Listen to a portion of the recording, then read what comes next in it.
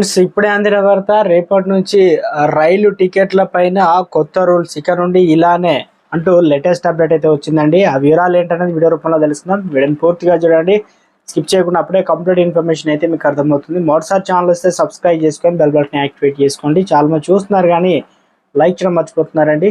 మీరు లైక్ చేయడం వల్ల సమాచారం అనేది మరింత మందికి తెలుస్తుంది అన్నమాట, రీచ్ అవుతుంది. ఇక లేట్ చేయకుండా మనం అందరం కూడా రైలు ప్రయాణం చేస్తుంటాం. ఇక టికెట్లకు సంబంధించి చాలా ఇబ్బందులు అయితే ఉంటాయి. ఇక నుంచి రేపు అంటే కొత్తగా రూల్స్ అయితే వచ్చాయన్నమాట. ఏదైతే పూర్తి స్థాయిలో అందరూ కూడా ఈ రూల్స్ పాటించాల్సిందనమాట.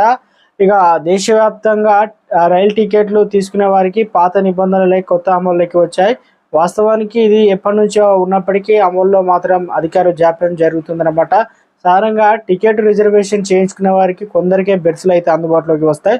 మిగతా అందరికి కూడా వెయిటింగ్ లిస్ట్లో వస్తుంది. అయినప్పటికీ కూడా ప్రయాణం చేసి రోజుకు బెర్త్ దొరుకుతుందా కదా అనేటువంటి నమ్మకంతో చాలా మంది వెయిటింగ్ లిస్ట్లో టికెట్ తీసుకుంటారు.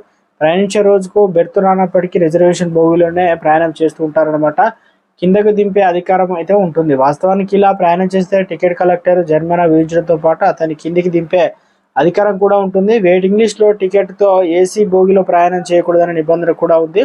దీన్ని కఠినంగా అమలు చేయబోతున్నారు రైల్వే నుంచి. దీనిపైన త్వరలోనే అధికార ప్రకటన అయితే రానున్నట్లు తెలుస్తుంది అనమాట.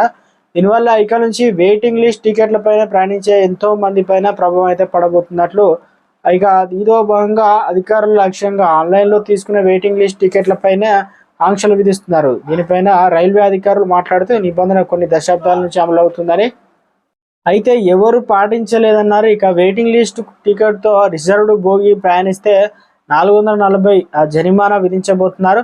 రైలు నుంచి దించడం లేదంటే జనరల్ బోగికి పంపించే అధికారం కూడా టికెట్ కలెక్టర్కు ఉంటుందని, అంతేకాకుండా చాలామంది జనరల్ టికెట్ తీసుకొని రిజర్వేషన్ బోగిలోకి ఎక్కుతారు. దీంతో ఎవరు ఎక్కడ ప్రయాణిస్తున్నారు, ఎక్కడికి ప్రయాణిస్తున్నారు అనే విషయం కూడా కలెక్టర్కి అర్థం కాకుండా ఉంటుంది. ఇక నుంచి టికెట్ కలెక్టర్ తీవ్ర స్థాయిలో తనిఖీలు నిర్వహించి ఇలాంటి వారికి జరిమానా విధించడం భారీ ఆదాయాన్ని తేవాలని రైల్వే బోర్డు అధికారుల లక్ష్యంగా అయితే